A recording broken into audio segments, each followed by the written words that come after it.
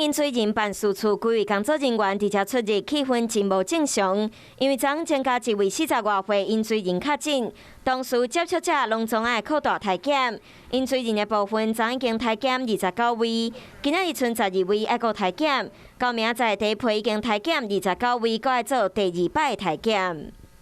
阮遮拢做者拢去筛检。你有筛检了啊？拢了。只是高雄港目前有42位因水人，大港需要20位因水人伫庆陵港。万有其他因水人遇到病毒或者是用抗力，敢会影响港口的运作。旁边的其他饮水人在被匡列的话呢，那饮水人可能就人数就会减少，可以工作的人数就减少。那你减少量再大一点的话呢，可能就会变得很慢啊，或者是甚至停摆都可能。即马较着急的问题，佮包括要追查感染源。确诊的因水人家己讲上村做工课时，拢有到水暗穿隔离衫。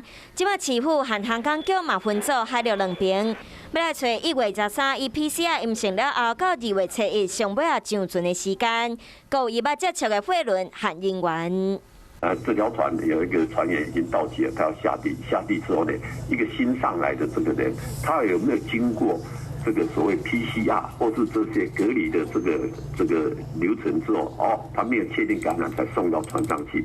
这一点就是说，可能也会有个盲点啦。就惊疫情扩大，到时阵唔奈影响社区，佮有港口的运作。医调人员嘛要赶紧找出有可能的传播链。想要获取更多新闻资讯，想要看到主播最新的动态，赶快订阅华视YouTube频道。